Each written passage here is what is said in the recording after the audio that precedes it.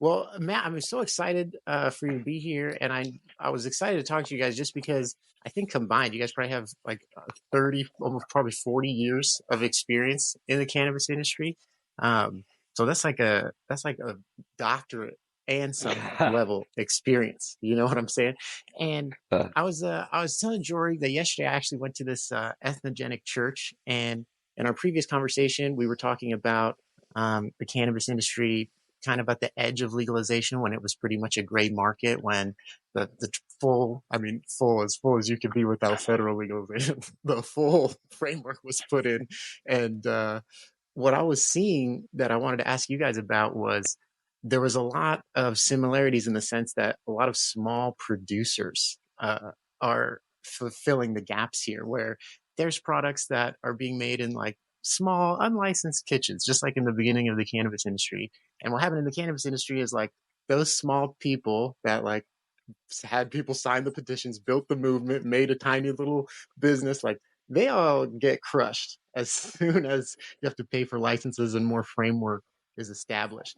And do you guys think it's still going to mirror cannabis in the exact same way that like, yeah, the little people, the small people who made it are not going to really have access to the marketplace? Or do you think it might be different? Because I assume you guys maybe are seeing the same thing. Does that question I make think sense?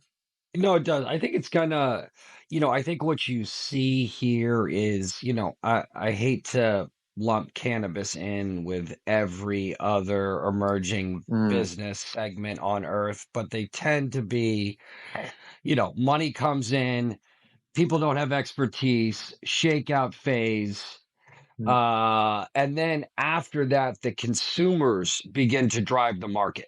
I don't think in the mm, first 5 to 10 years of any industry, the consumers drive the market. The companies drive the market because there's not enough competition for consumers to drive it truly. mm, And, I look at it like alcohol, food, plants fit in there as well. Like large corporations making things at a cheap price at low quality is not particularly desirable for the consumer for the same mm. reason, you know, McDonald's does very well, but no one says, "Hey, I'm going to go grab a nice meal at McDonald's today." Sure. And I think we're going to start seeing well capitalized producers start entering the market and providing a superior product, a lot like we saw in microbrews. Mm, 35, 40 years ago, there was what?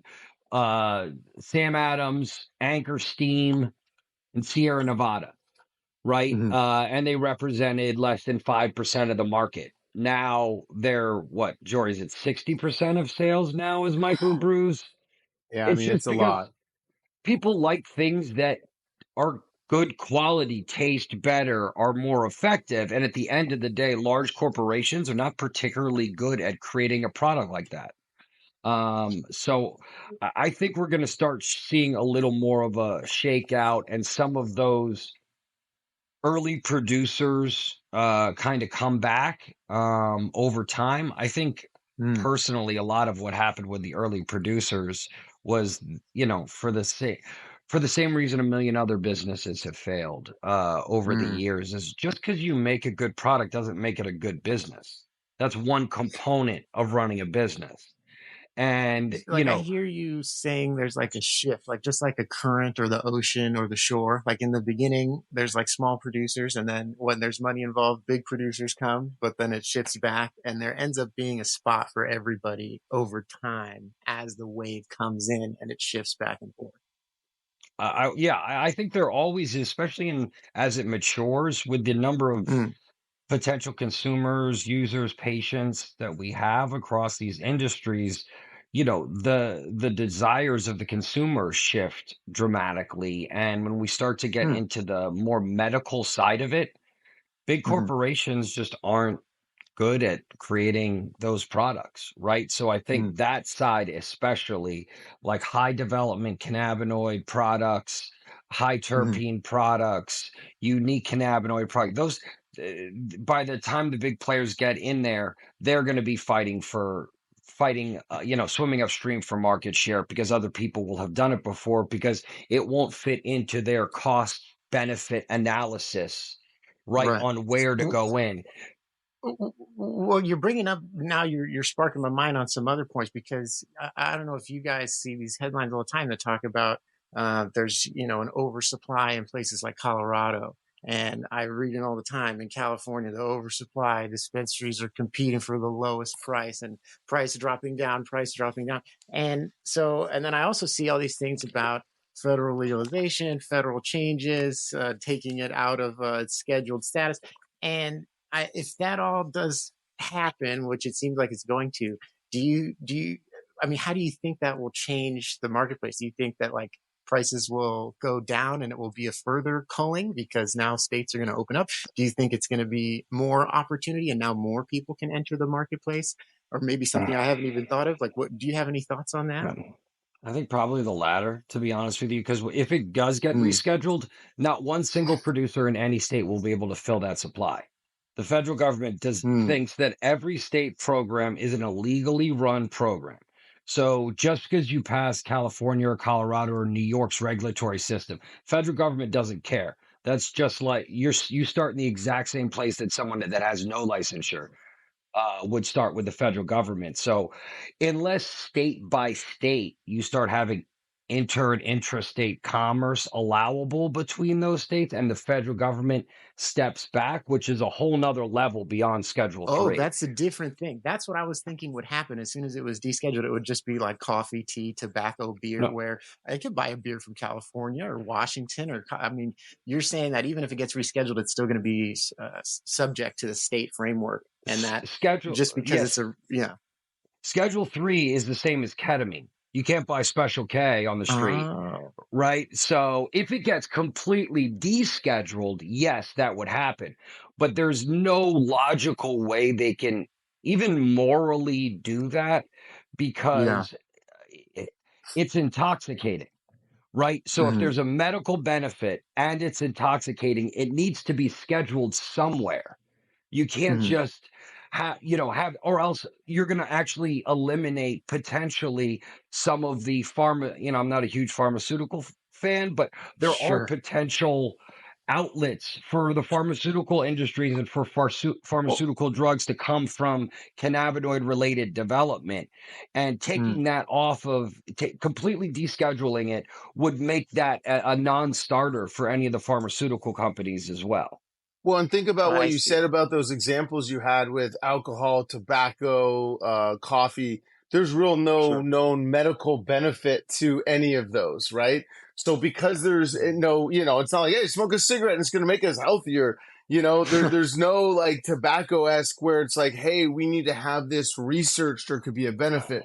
So I know what Matt's saying is that in essence, because because the cannabinoids can be researched and there's a lot of benefit, but then also in a Yeah. recreational sense, the federal government has to balance that versus pretty much, I would say, not anything else in history because there's, plenty of other things that have or Schedule 3. But to be honest, it would be kind of one of those real big movements, right? Because now there would either be the positive side, which is how can we use this for the benefit of people, competing against pharma, which says, hey, this could probably help proactively or in a natural way or do something. And pharma hates that because, once again, true pharma does not want to cure anything. Right? Yeah. They Sure. just want to keep you hooked to whatever you need to keep taking to fill the band-aid and the band-aid and the band-aid. Yeah. So, Treatment's in more valuable than a essence, cure. Yeah. Well, exactly. yeah, no money in the cure ever. But to Jory's point, I think that's why I'm not sure there is a pathway or a look back and say, hey, here's what happened here. This is likely to happen here. There's no other substance that has both a significant recreational and medical benefit. So there's not Mm. really a track record we can rely upon or use as a baseline for what this might look like. So if someone were to, tell me to guess, I would say medical stays federal and pharmaceutical, and recreational stays state by state. That way, they don't have to tear down a multi billion-dollar state by state industry. And they also don't curtail the pharmaceutical development from the pharmaceutical industry. So that's a great way for the government to kind of throw their hands up and be like, you guys do this over here, you guys do this over here, we're out of the way. Um, because I would say if this was 15 years ago, they just give it all to the pharmaceutical industry and tell us to pound sand. But in doing so today, that would strip what, 20, $25 billion worth of revenue Yeah, and multi-billion dollars worth of tax revenue for states, which the I federal government it, is not, they're going to have to replace that money if they take it, and they don't have the money to right, replace it. like like just just like kind of Jory was saying, then like I can see the economic value and logic of essentially like gatekeeping a product behind like economic thresholds or legal framework. But like when you're saying something that has recreational and medicinal benefit, like the thing that I can think of that is another thing in my life that has recreational and medical benefits, like sports or like exercise. And like Hmm. if you play sports and you lose weight or improve your cardiovascular health or you improve your health in other ways through exercise, that is like you're doing it for recreation, but it also has a medicinal benefit. And like the idea of gatekeeping exercise, like because it has so much benefit. And like again, I recognize that it's an Yeah. intoxicating drug, but like I don't know.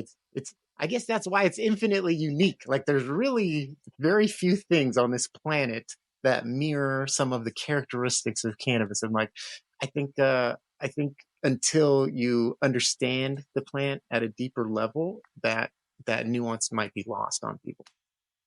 Well, and I You don't know. think the government knows what to do because this is the first thing, to your point, that can be commoditized, right? So, like, this is a commodity that is both medical. So, usually, the government sees commodity, they see control and tax revenue, right? That's one A, Mm, one B.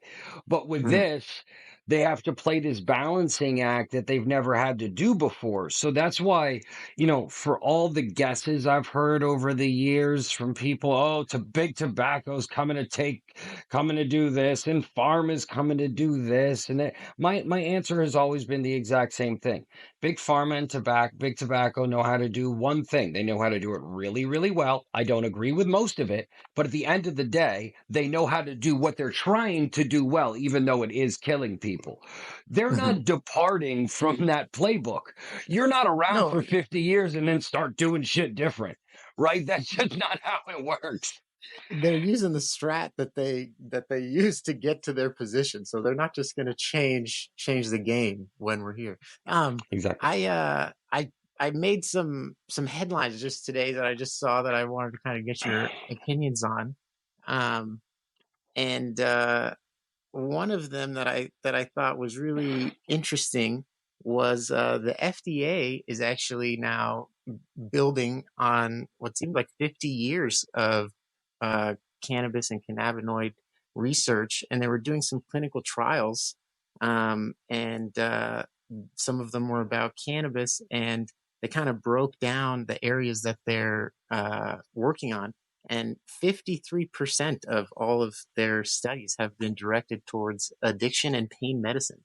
And Hmm. it was making me think about this, what you're saying about the government doesn't know what to do because it's a drug, but the government's own department, the federal, the FDA, is using this drug in for over 50 years of studies. 53% of their studies have been focused on addiction and pain management using Hmm. cannabis as a therapeutic tool. And like, what the fuck? Like, Yep. the Well, I same mean, government? since from 1972, which is when the Drug Act was passed, so it's been what, 51 years. I believe they began their True. first study in 73. But from 73 to 2012, they've been studying the negative only effects of cannabinoids. You're only allowed to Mm, study the negative effects of cannabinoids for 40 years. mm. And there was nothing. Right. So, you know,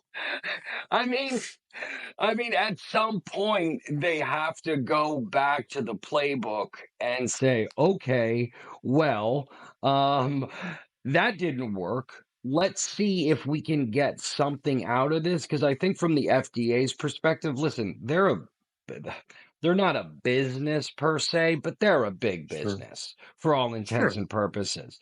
And the Yeah. more people self-medicate with plants, the less impact they have. So I think there has to be a moment here in their minds where they're looking at this and saying, not only are we losing control of kind of the recreational intoxication market, we're potentially losing control of large percentages of the medical market. And if we don't find a way to harness this in a way that already fits our purview and what people expect, we can expect more of that. Kind of like why Budweiser owns like 52 microbrews now, Well, right? They saw the writing on the right. wall. No one wants to drink shitty, cheap beer. So we're Yeah. not going to start making great beer because that's not what we do. So let's Right. buy some great beer and supplement it. And I see the FDA almost taking a similar route because their system doesn't work in this current market and they're not going to create a new one, so now they need to Yeah. work within the one that's been given to them so that they can substantiate their existence further, Everybody needs to justify their funding. You know what I mean? And you're talking about essentially white labeling like the same strategy. Like Trader Joe's doesn't actually produce shit. They just find other products that are good, go to them and be like, "Hey, I'll pay you to put my name on this shit. Is that Yeah, cool?" And they just Trader Joe's the cookies of grocers. yeah, exactly. Exactly. Well, and it's Um, funny because, well, here's not funny, but if you actually look at it and the underneath and all this stuff coming out of the FDA, and the way I look sure. at it is a little bit of a sign. If they're Mm. getting off their ass after all these years and finally starting to do something, that means they know something, right? That means they have an Mm. idea in the background that something's going to change and there's going to be needed some regulations or requirements by them on some kind of oversight, whether it's little, whether it's large, and something an oversight that they've never really had oversight over, right? Or had Mhm. any idea. So if that gives me any kind of good feeling, right, from an FDA, it's to say, there's some kind of something going on in the background because they're prepping for hopefully something, whether it's, a reschedule, and now there's some regulations from an FDA angle, that's the hope, is that, there's some of that movement. I know there's a lot of Well, people out there that just don't want it, moved from schedule, from this to Schedule 3. But as Matt said, I mean, shit, we're not going to get a decriminalization. It's just not going to happen right now. Descheduling. It's just, we might be Yeah. a while away. listen, listen. I'm the biggest cannabis advocate around, right? But at the same time, I don't believe it cures cancer. I know it's intoxicating. I know, Mm. there are realities that if we as people in the industry don't acknowledge, we're going to send Mhm. ourselves backwards, right? It doesn't work for some people. It causes severe anxiety for some people. It doesn't work with everybody's biochemistry, right? So if it's not universally okay like a Tylenol is, you can't treat it like a Tylenol because you know what? Some 18-year-old kid that doesn't know the difference is going to go out and try it and potentially injure themselves. And that'll send the industry back 20 freaking years over something that if we had just looked at this and acknowledged reality, we could have dealt with in a much more mindful and meaningful way, right? I mean, the whole point of this is we're trying to find a good solution without the side effects, without the addiction components out there. And if we don't acknowledge the negatives, then we're not going to be able to put it in that position because we'll be doing the exact same thing that the pharmaceutical industry has been doing to us for the last 50 years. What makes Oh us my any God. better? Right, right, right. Like, okay, I had to start taking notes because you guys said so much like amazing, interesting shit. I can't keep it all in my mind, all my fucking responses. Like, Jory, the thing that I really wanted to respond about that is when you're talking about you're seeing the federal government make moves to prepare, it seems like, to have some legal framework or to have some data to move forward with. And it's almost like when we're making the analogy about the current and the economic, like seeing economics and money moving as water. Like there is a current that starts underneath the surface of the water and comes up and then breaks the crest of the water. And like you are talking about the regulations way deep down here that are going to come up and Mhm. eventually crest the water. And like because you can feel that current coming, it's like, oh, okay, I know that the water's going to come up and those changes are going to manifest themselves. Uh, And then, well, look, oh, go ahead. Oh, I was I'm only gonna gonna get say, off. and it's happening at the agency level too. Like Sure. the head of the DEA is a lawyer, not an Yeah. agent who hates all Yeah. drugs, that believes, cannabis is what killed Kiki Camarena. It Sure. is a lawyer. And let's be honest here on this call. Is there any profession on earth that smokes more weed than lawyers? Because I don't know what it is. Every lawyer They're I know into it. smokes weed. They love weed. They're into it. So you're starting to see the Yeah. generational changes happening at the Right. agency level, which I think is really, Well, really important, right? Because it's not people that saying cannabis is good. It's just people that aren't saying cannabis is the devil. Right. And mm, I think that is, once you start accepting that as fact, everything begins to change. There's a bit of a ripple effect, I think.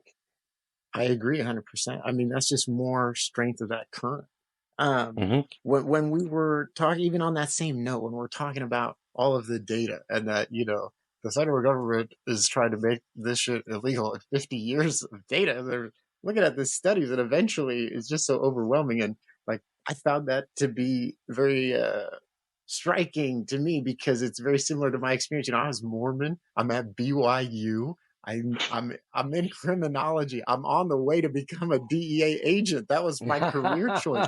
And I'm thinking, drugs are bad. I'm thinking medical marijuana is just a backdoor to legalization. Drugs have no place in society. They're the scourge of production and capitalism. And like they tell me, all right, Andrew, for this assignment, find some peer reviewed data that's been published in a scientific journal, anything you want, and just support any argument. And I was like, oh, weed is bad. This is gonna be so easy. And at that time, like the only place that like published studies were done was uh, other countries. Only other countries had marijuana studies published, and they were all like non-toxic, not physically addictive, not as dangerous as cigarettes. Like, and I was like, what the fuck?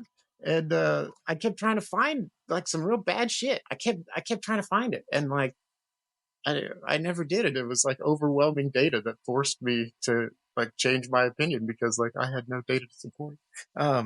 And then the final point that I wanted to make was what Matt was saying about just kind of being honest about it, is that there's a little bit of like kind of glossing over, I think, in the culture when legalization went by, which was like, weed is good for everyone all the time, forever. There's no downsides. It fixes everything. It's a magical cure. Oh, you don't like that? Use CBD. Oh, are you sad? Take CBD. Are you hot? Take CBD. You're cold? Yeah. Take CBD. You want to, bro, everything. You want to lose weight? You want to gain weight? You want to get tall? You want to get short? Like Yeah, magic cure. same label. Tell you it'll do opposite things to you. Like, please explain to me Bro, how yeah. that's possible. It'll make me both hot and cold.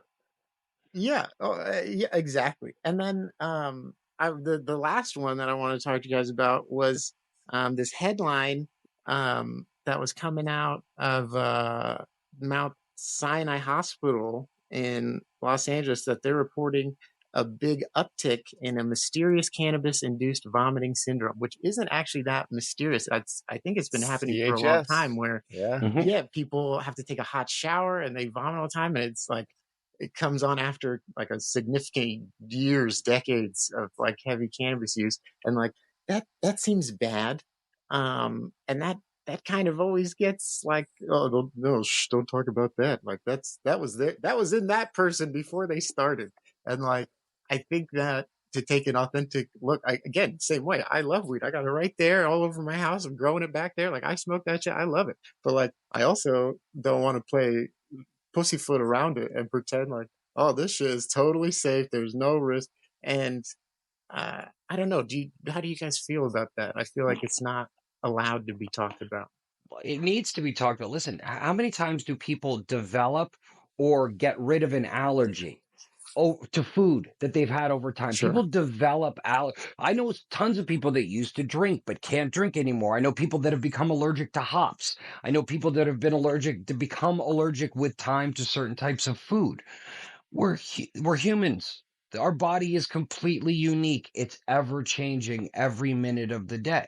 There is going to be a segment of the population that either for the entirety of their life or over time are not going to be able to accept cannabinoids the same way that the rest of us do. But that shouldn't, I think that should be a point to showing how normal it is. rather than, Mm. because nothing is perfect. Nothing works for everyone. If someone tells you it works for everyone, I got some oceanfront property in Nebraska to sell you. Right? That's just Sure. ridiculous. So I think Sure. the more we can have these conversations that it doesn't work for everyone, we're humans, it's unique, and we need to Yeah. listen to our bodies when we're using cannabinoids, whether medically or recreationally. Just like you need to do it with food or pharmaceuticals or OTC stuff. I mean, it's just, I think it's yet another way for people to do nothing themselves and point the finger at someone else for their problems. Mm. And look, Jory, CHS go ahead. is real.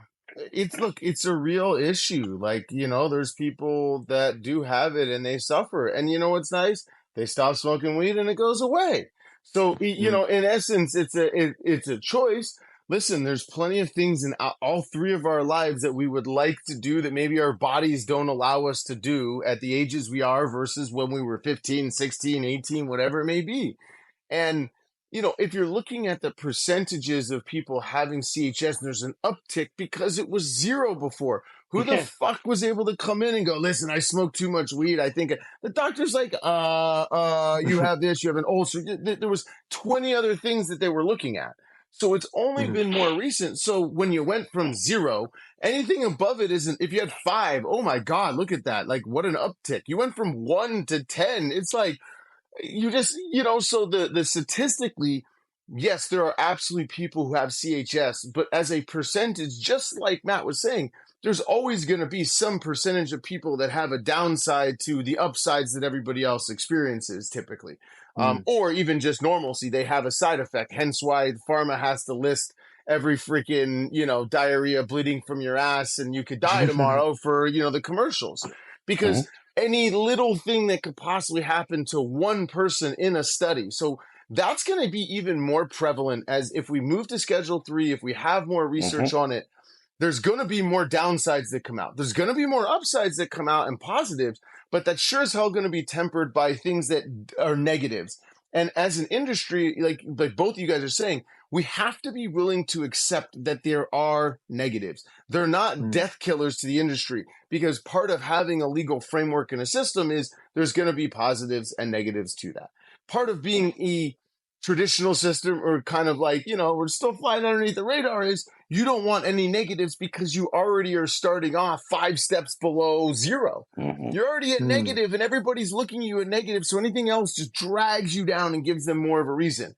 But if you're starting at zero, it's like, okay, well, you've got like 10 things that are up here that are good and 5 that are bad. You're still at a +5. Oh, and even by perceptive nature, the bads of CHS, as long as you aren't going through that personally, you don't hate on it. And it's funny. Ask the people who have CHS, they still won't talk shit about weed. They won't. They still love it. And they're just like, I wish I could. I wish I could, but my body just didn't take it this way. And you didn't get it by just, smoking from yesterday till today. It was from years and I enjoyed it, whatever it may be. So even that, most of the people have CHS, like, yeah, their life sucks, but they know it can like discontinue very quickly, right? By your control of that. We all know that, yeah, there's some slightly addictive properties to cannabis, but in the end of the day, your removal from it is a lot shorter and a lot quicker than every other drug. You know what I mean? That or addictive thing that could be out there. I'll even say that to coffee. I've seen people wean off cannabis much faster than they can wean off caffeine on a much easier basis.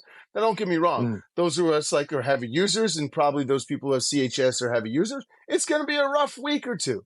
But you're talking about a week or two, and when I say rough, it's not like you're an opioid addiction and you're coming off of that and your body's the chemistry really has to adjust. And one last thing, and with that, you're talking about THC driven, so you can Mm. still be able to. Most people CHS usually can use CBD products, and Mm. then they're able to wean and still be able to get some cannabinoid profiles from the hemp plant that they weren't necessarily taking in before or in little doses, and they're still safe for them. Well, and think Wow. about food, right? How many people now, the amount of people that have autoimmune diseases, the ability to process flours, Crohn's, stuff like that is 10, 15, 20 times what it was 30 years ago. It's because of our Hmm. understanding, and I'm sure there's some environmental factors in there as well. But at the end of the day, Italy didn't stop making pasta. Sure, You know sure. what I mean? I Like mean, that I that's do. just part of, you know, the natural human response to it, and that's why people have come up with alternatives. You know, I'm making dinner the other night. My family's Italian, you know, going back, and I make fresh pasta all the time, and Oh I was wow. making vegan. Matt, it Oh muted. Oh, somehow his phone muted or something. There. We just heard about. Yeah, oh, Matt, yeah. go back. We You, lost you at you were Italian making pasta, vegan. vegan Yeah, you were pasta. making. What were you making vegan? Oh yeah, so I made homemade pasta from using semolina Oh, and rice flour and then an egg substitute, and it was fantastic. You know, sure. I'm not going to switch up my pasta for that, but my girl was happy with it, so I'm happy. You know what I mean? You recognize you make adjustments, and that's just anything we put in our body, there Sure. is a 0% chance it's going to have a standardized response. I mean, this is just even making me go back to part of the reason. Like, again, like I grew up very Mormon, very religious, and when I came out as somebody who like likes cannabis, I like ethnogenic plants, like that had a lot of like negative stigma and like negative response that I think I carry with me and a lot of other people probably do. And I think a lot of people just assume like, ah, you like cannabis, you like drugs, you just like getting high. You just like getting high. And like the fact is like, yeah, I do like getting high, but that is a fraction of the overall interest that I have. And part of the interest that I have in cannabis is there is an incredible depth of contrast where on the one hand, like here, it's yeah, it's really fun to hang out. You ever smoked a joint and just like walked around in nature? Like that shit is the language fails to express how Yeah, enjoyable and it pleasant makes that life experience is. better. It And then enhances your experience.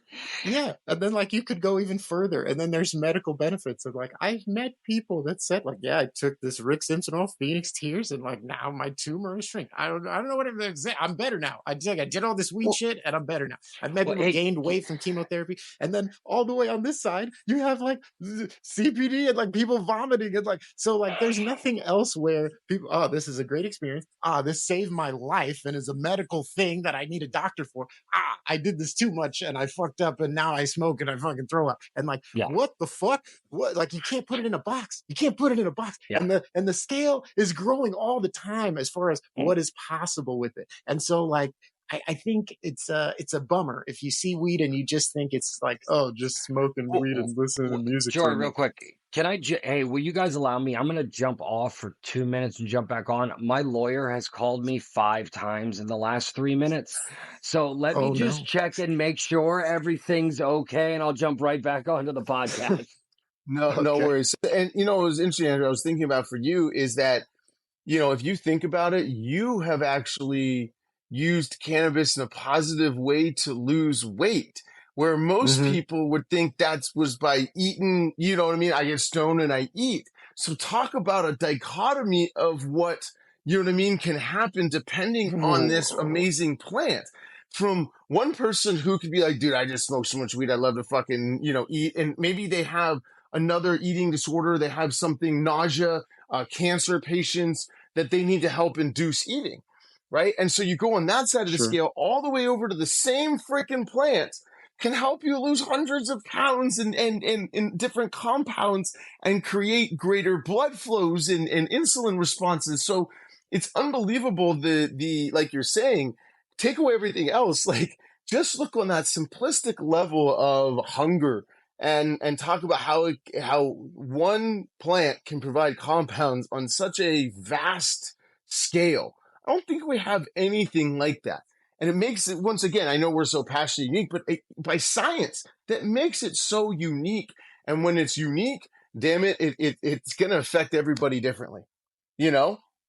So it's kind of cool to think about it because when you're talking about all the different varieties things, it does make you think, holy crap, like I'm trying to think as you were saying this, is there anything else in our world that can apply to like all those 4 or 5 areas that you just talked about? And I can't come up with any. I can't come up with any that has something like, because you can come up with like 2 or 3 of those, but most of them don't like fuck you up and let you enjoy life a little bit more, right? Like you were Yeah. saying, we're like just walk in nature and to do that like I am sure there will be something from mushrooms. Because Sure. mushrooms, once again, the root of a mushroom itself can everything from a truffle, right? It's a mushroom and can be unbelievable in its taste and its umami and what it brings you, to a mushroom that's just like the most simplistic little thing from the store that you could, you know what I mean? Like a simple food that provides for millions of peoples and countries, right? And in substance. And then to the medical benefits of it, both in a non-psychoactive and a psychoactive manner. So I think that's why, mushrooms itself have a huge kind of, you know what I mean, behind, wind of it, like tailwind, like cannabis is, where mushrooms are probably the only thing I could think of that's semi close to it, where it can fuck you up, but also has amazing medical benefits and is different for everybody. I think you're totally right, and this is going to go to my last point. I only have a few more minutes here, but the thing that you're talking about is because I think we as humans in our modern world are separated from nature, and we see nature as like an other. Like we are humans, and then nature is like out there, like a Another separate thing. And like Yeah. with cannabis and with mushrooms, like those are, we're used to interacting with things as like a product, like, this is this thing that's in this box, that's this thing. But like we're talking about living organisms, like these things are alive, like they are alive, they are fucking breathing the same fucking air that we're breathing, like, and like of course they're different. Like think about every dog that you've met, like dogs, every single one is like different, and like all the different horses and all the different cats and like all the different kinds of animals. And when you start to think of like, I am eating this thing that is like as unique as every other bird or tree and like then the scale of contrast just grows infinitely, as opposed to like, well, these are Oreos, and that here they are. Well, This is the edge of Oreos, and if and you go back far enough, we were all made up the exact same building blocks. Right? Like an Oreo wasn't made with the same stuff that we were, right? But if you trace us back billions of years, you're going to see the exact same things on our tree, so to speak, going back. And there's a reason. The interconnectivity is what makes this planet sustainable. right. I agree 100%. Matt, you missed it real Any quick, final thoughts? yeah. Well, as Matt, you had missed it too when you walked off. We had talked about Andrew had lost a bunch of weight using THCV. So you were just talking about the balance of like what thing ever provides like somebody who can sit around and get ripped all day and eat food, and then on the other side still provides an amazing compound that helps you lose weight and has an appetite suppressancy, and it's all from the same lineage at the end of the day. Now different plants, different genetics, different things, but still from the same root origins. And I know you definitely appreciate that as I do, as we've worked in the Verge, is being able to see. I think, Andrew, that's for us, like the coolest thing for Verge is that I don't think we ever realized this other side of the plant, that mental focus, clarity, all of the other things that it can bring versus the other medicinal benefits we've seen from cannabis over the years from both of us for pain management and for stress and other things like that. But on the other side, to be able to tap into this amazing compounds and plants from a different angle has been tremendous, because everything you've talked about today has allowed us to do that. And what excites us is all of this continued possible discoveries. Well, and you have to think of it like we've basically been on a first date with cannabis for the last several thousand years. And only over the last 10 years have we actually got to know her, to know what's beyond the THC and the CBD, which are the first things that you see right when you do it, right? And start really lifting up the layers of the onion, seeing what's underneath, seeing what makes it unique, harnessing the things that maybe aren't the first thing you think of or the first thing you see. But my experience in life is much more along the lines of the deeper you dig, the more interesting, the more phenomenal, unique, and fantastic things become. The cursory level of understanding is just that, right? And it's not providing us with any real depth of knowledge. And I think that's what I'm excited for. And I think Verge, in a lot of ways, encapsulates is the thing that we haven't maybe paid attention enough to, had enough understanding on, that we're just beginning to understand the capabilities, the possibilities. I would agree with you. And then just in case you didn't catch the last episode, if you're not familiar, they have invented Verge, which is a pretty incredible cannabis product, non-intoxicating. If you want to find out more, check them out on Instagram at Get Verge, right? Try Verge. Try Verge. Try Verge. Try Verge. I'm so sorry. I'll throw that in the It's bio okay. as well. Try Verge. But I really appreciate you guys taking the time. I love your knowledge, and I love talking with both you guys. I hope we can talk again soon. Absolutely appreciate you having us on. This was a blast, and yeah, any other time, Jory and I are always happy to geek out on plant genetics, cannabinoids, and life in general as it relates to this. This has been great. Yeah, thank you again. I told Matt he'd really enjoy this. I'm like, this is one of those fun ones where A, you're super cool and love chatting with you. But B, I know Matt loves talking about, cannabinoids and things. And just, we talk so much about company and our product. It's nice to be able to, go back into our real big history and the background of why we're even doing this is because we just love this plant and, have so many particular, benefits from it. So thank you again. We always appreciate it.